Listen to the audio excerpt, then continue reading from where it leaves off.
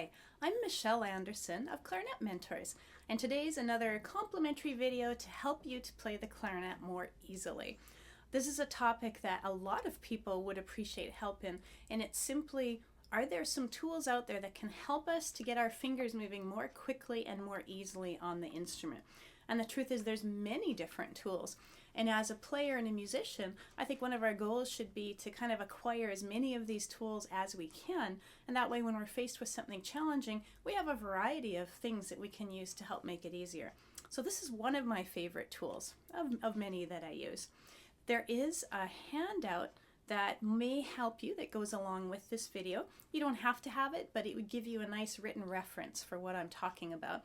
And if you're on YouTube or on the Clarinet Mentors newsletter, you'll find a link written right beneath this video. Otherwise, you can go to www.clarinetmentors.com and look on the worksheet page, and I'm sure you'll find the link for it.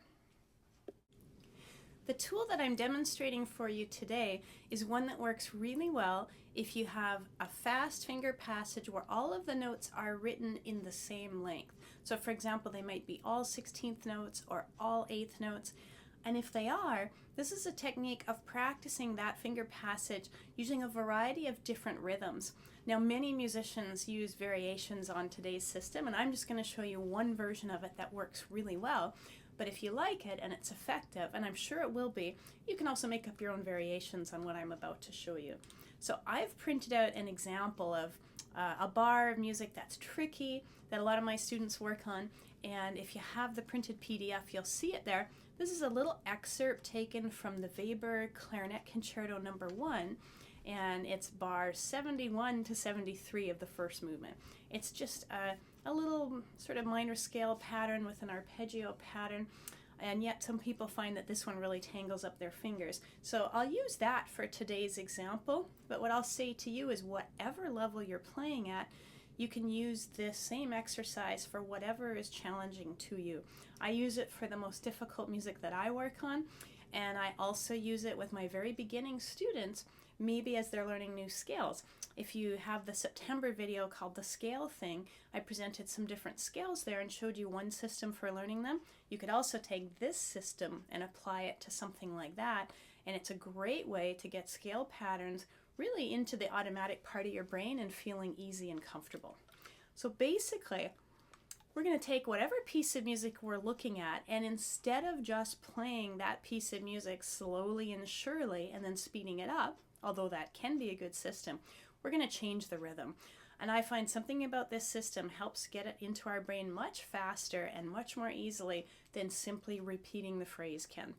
So the first rhythm that we're going to use looks like this.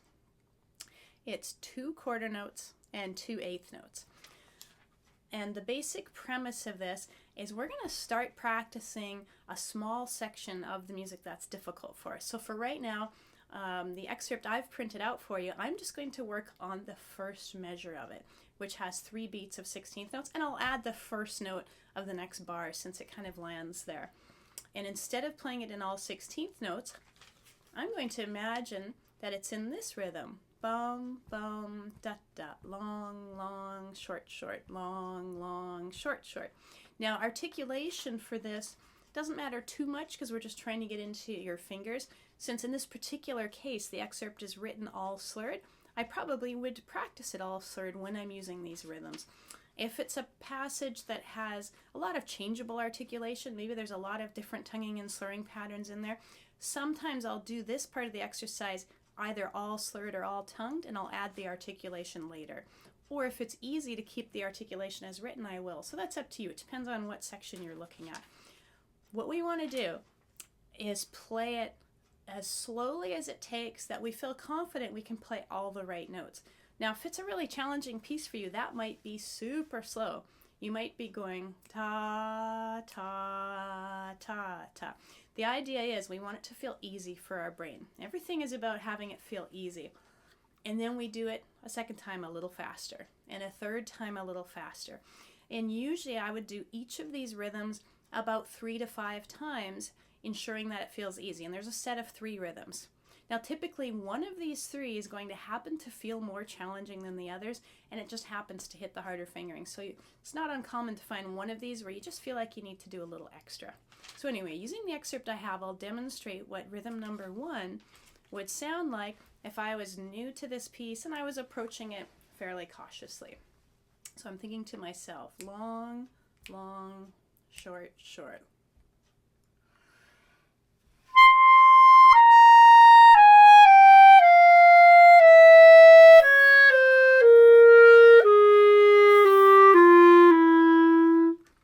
And I picked a speed where I thought, yeah, I think I can play it at that speed.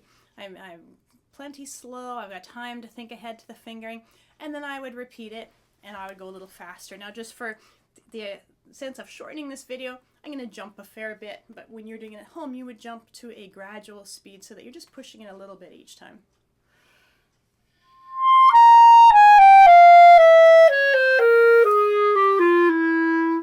And the next time I might go a little faster.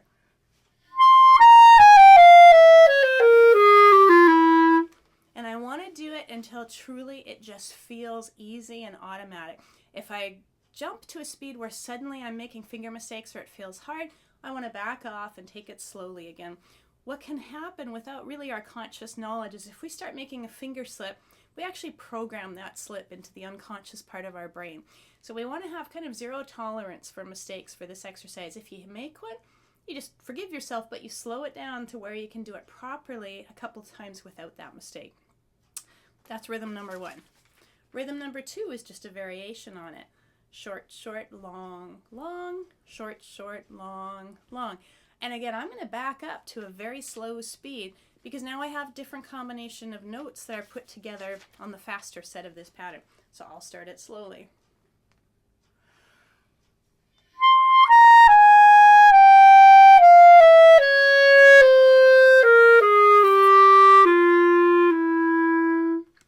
And then the next time I might go a little bit faster.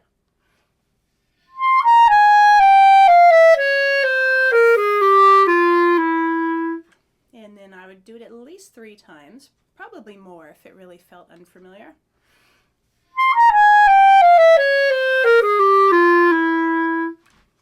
And again, I would work that rhythm until it feels comfortable. Rhythm number 3 is kind of the remaining pattern here. Long, short, short, long, long, short, short, long. Again, I would take the same approach, starting kind of slowly.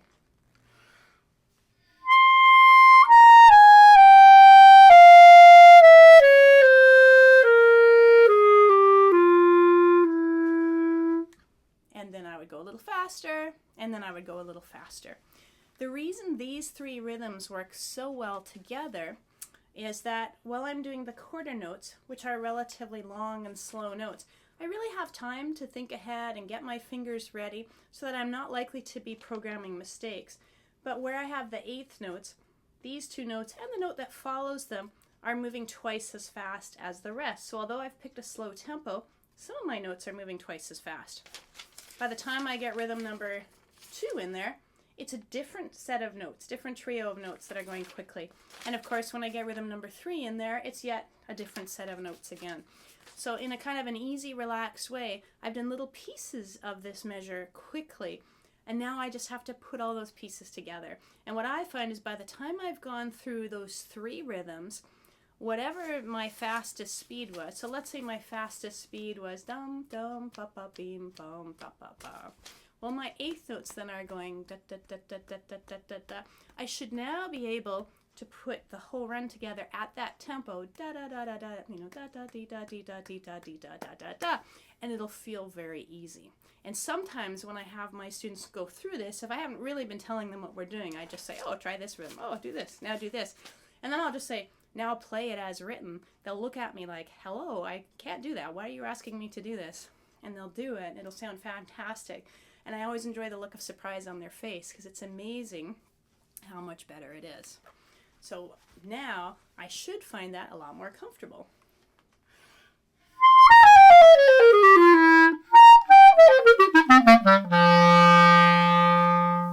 Oh, wow, that feels a lot easier for my fingers. And it's a lot of fun to play too. So you can take this for any thing that's challenging for you. It's fantastic to use on scale patterns. So if you're trying to memorize scales or arpeggios, something that's repetitive and that we want to have kind of in our clarinet toolbox, this is a really good way to do it. I hope that you try this on something, curious to know how it works for you. And of course there are other combinations of rhythms that would be similar, but these three do work really nicely together. So I encourage you to test it out.